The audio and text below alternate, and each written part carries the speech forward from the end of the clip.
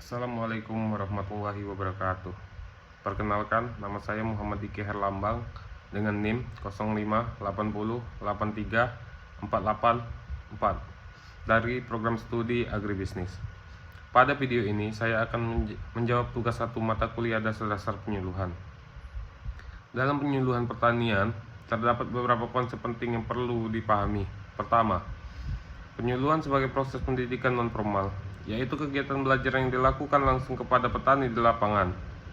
Kedua, penyuluhan sebagai proses perubahan perilaku.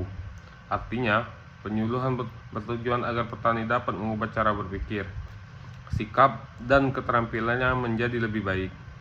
Ketiga, penyuluhan sebagai proses komunikasi, yaitu adanya interaksi antara penyuluh dengan petani dalam menyampaikan informasi pertanian. Dan keempat, penyuluhan sebagai proses pemberdayaan, yaitu membantu petani agar lebih mandiri dalam mengelola usaha taninya. Menurut saya, semua konsep ini saling berkaitan karena tujuan akhirnya adalah meningkatkan kesejahteraan petani. Selanjutnya, terkait sasaran penyuluhan. Sasaran penyuluhan disebut sebagai sasaran karena mereka merupakan pihak yang menjadi tujuan utama dari kegiatan penyuluhan. Biasanya, sasaran ini adalah petani atau kelompok tani.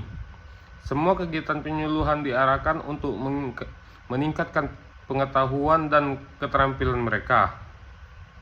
Menurut saya, tanpa sasaran yang jelas, penyuluhan tidak akan efektif dan tidak ada tujuan.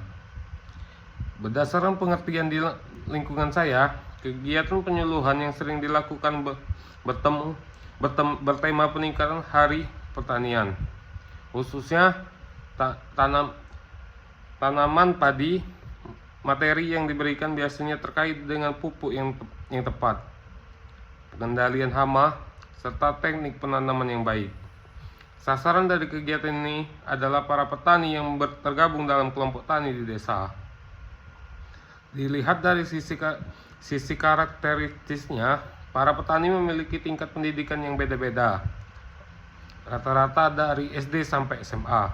Mereka umumnya sudah berpengalaman dalam bertani, tetapi masih banyak yang menggunakan cara tradisional. Selain itu, mereka lebih mudah memahami materi jika disampaikan secara langsung dan dengan contoh nyata. Menurut saya, hal ini penting diperhatikan agar penyuluhan bisa berjalan efektif. Untuk kelompok tani yang saya amati bernama kelompok tani Sumber Rezeki. Jumlah anggota sekitar 20-25 orang dan berada di desa setempat. Visi kelompok ini adalah meningkatkan kesejahteraan petani melalui usaha tani yang lebih maju dan mandiri. Sedangkan misalnya antara lain meningkatkan hasil produksi, memperkuat kerjasama antar anggota, dan mengikuti perkembangan teknologi pertanian.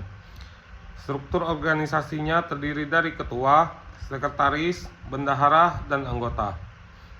Ketua bertugas memimpin kegiatan, sekretaris menggunakan administrasi, bendahara mengelola keuangan, dan anggota menjalankan kegiatan pertanian.